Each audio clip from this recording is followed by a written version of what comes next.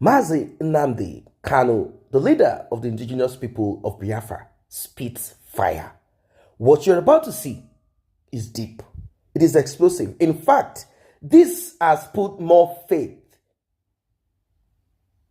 encouraged more those that lost their faith in the breakup of Nigeria, those that believe that Nnamdi Kanu is going to RIP in the custody of the DSS. I do not need to go into how Nnamdi Kanu was brought into Nigeria. I don't need to go through that. You all know how it all happened. Until today, Nnamdi Kanu has been consistently attending court session. Why? How come he's still in the custody of the DSS? And what is going to change? You're about to be blown away. But before proceed, please like and share, tap on the subscribe button, turn on the notification bell. Let us watch, see what Nnamdi Kanu has to say to Biafrans. Prohibition and Prevention Act says I cannot be tried in Nigeria. That's the law of Nigeria. I can never be tried in any court of law in Nigeria. That's what the law says. Anybody standing in trial or coming to try me is a terrorist. That's what their law says. Not me. As simple as that. Section 2, subsection 3F of Terrorism Prevention and Prohibition Act. That's what it says. Any court considered to try me is committing an act of terrorism. Yes. Very clear. You cannot violate a treaty that Nigeria entered into and then come to try that very person. Is not done anywhere in the world. So you must be aware of that. So that is why there is all these ridiculous delays. That is what Supreme Court said. I did not jump bail. My home was invaded. They came to kill me and I survived. They came to Kenya to kidnap me, brought me back to this country and seeking to try me, which the law says cannot happen. You cannot violate a treaty that Nigeria entered into and then hope to stand on that illegality to conduct a trial. Is not done anywhere in the world. And it will happen in my case. Nobody has, there's no exception. No exception whatsoever. That's what the law says. Section 12 of the Constitution, what does it say? Any treaty ratified by Nigeria becomes law. It's law. You cannot change it. It doesn't matter what they do. All these shenanigans is just pure rubbish. You never stand. Not with me. I believe in justice and fairness, that's all. Nigeria is trying to establish not Welcome back. Now, there's a difference between the regime of Buhari, retired military officer, but not tired in the ways of oppression, not tired in the ways of a dictator. You cannot compare that to the democratic government of Bola Ahmed Tinubu, regardless of what you think. Why? Because it is not possible for Nnamdi Kanu to address the media and be around friends and family and well-wishers the way he is now talking if it were the regime of Buhari. DSS would have oppressed, they would have antagonized, they would have brutalized media. Not to talk of people coming around him. No, they would have done that. But now, somehow, it seems there is a little bit of laxity, a little bit of being relaxed. Nnamdi Kanu is even looking a little bit better than then. That's to tell you that Bola Ahmed Tinubu has not given some special order, has not asked that Nnamdi Kanu be kept in a dungeon by himself. No. He has not given special order to RIP Nnamdi Kanu. Yes, certain things might still remain as it is, but he has not done on any of that. Not at all. Not at all. And I'm kind of thinking that the legal team of Nnamdi Kanu will be trying to reach out via proxies, maybe some tribesmen, to reach out to the president to sort of find a way to give Nnamdi Kanu some reprieve or something to just, allow him breathe. But the thing is this: will Nnamdi Kanu stop advocating for Biafra? He will not. He might not. I don't know, but I'm kind of thinking he will not. Let us look at the case of Sunday Adeyemo Igboho, who also went the same route. Luckily for him, he escaped. Upon the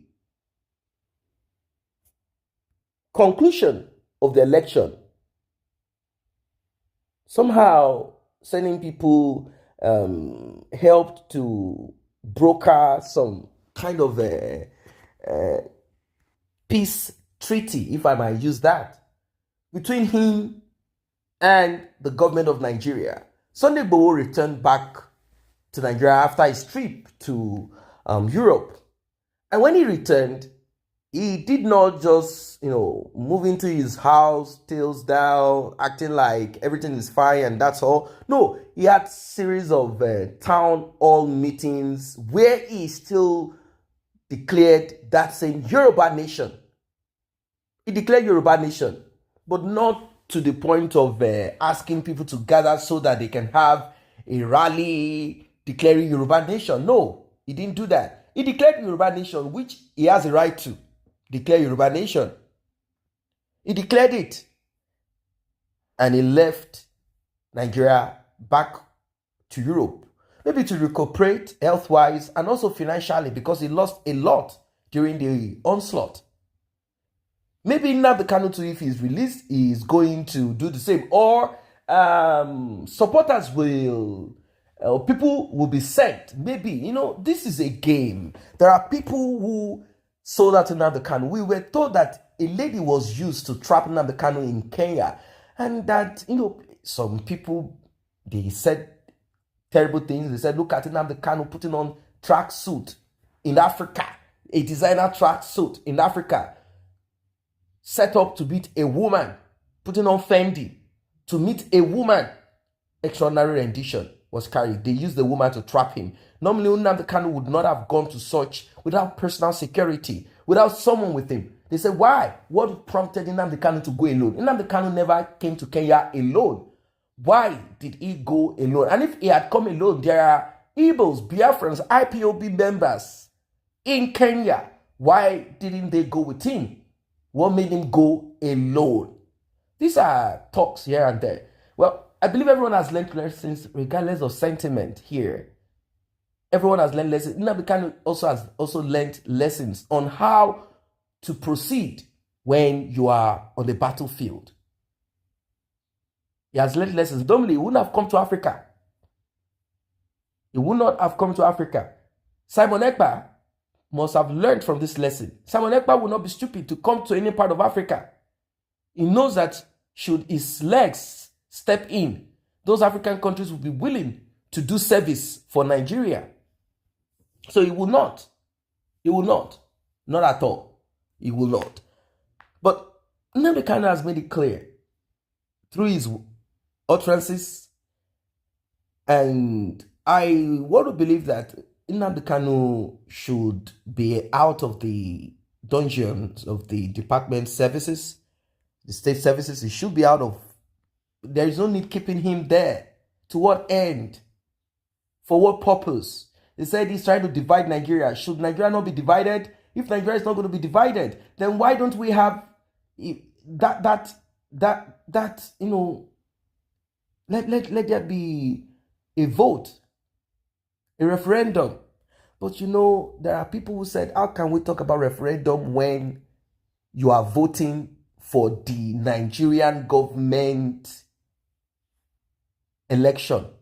How can you be talking of referendum, but you are still active, calling on Peter Obi as president, as an evil person, or voting for any candidate, Atiku, whoever, and you're screaming that you want a breakup of Nigeria, that the day you go to the ballot and you cast, you are simply saying you have faith in Nigeria. You are saying that you want to be part of Nigeria, and that alone is enough to prove to the international court that people always call international organization, international body. You've only proven that you want to be part of Nigeria. It's as simple as that. I don't know how many times this will be repeated. You have shown and proven that you came out en masse for Peter Obi, or came out en masse for Atiku, or came out en masse for whoever. It might even be your local government, your governor. You are simply saying you want to be part of one Nigeria. It's as simple as that. And don't forget that this led to a civil war. No one wants that instability in one of the most populous countries in Africa. The Africa itself. No one wants civil war. Imagine what will happen. The outpour of civil war in Nigeria will end Benin Republic, will end Ghana, will end Togo. It will end those countries. Talk of other countries after Ghana. It will end those countries. Libya? No, it will finish Libya. People will pour out en masse. The Mediterranean will see. The Mediterranean will dry up. What is going to come on? So these are very important things. These are the things that it's not sentiment. These are the things that a lot of analysts are looking at. Those that control the world, they are looking at these things. So Nnamdi Kanu should be released. It should be released. Yes, he's still going to talk about his stand for breakup of Nigeria, but he's not going to do it the way he did it in the past. It's not possible. He knows that should he try it, they will not come and kill dog. No. They will act like they are coming to arrest him. And an accident occurs. So he knows that they will not miss it second time. No, they will not miss it and nothing is going to happen. You might be kind of emotional about like, this is going to happen. Nothing will happen. Nothing will happen. Nothing will happen. Because we all know where everything stands and hence nothing will happen. What will happen? You might want to still know something will happen. Maybe something will happen. What happens is that more of Nnamdi Kanu's men will be taken down. More of people in the southeast will go down. In fact, they will use certain people, personal people in the military, or certain Southeasterners, same Ipob people who are businessmen or who have personal vendetta against one person. They will use that opportunity to wipe the person out. That's what is going to happen. It's going to be a carnage. I don't know what you think of this one. Drop your comment, like, and share. See you in the next update. I say a very big thank you to those who have taken time to subscribe to this channel. And if you're yet to subscribe, kindly tap on that subscription button and also the red bell icon so you will be notified whenever videos such as this are uploaded.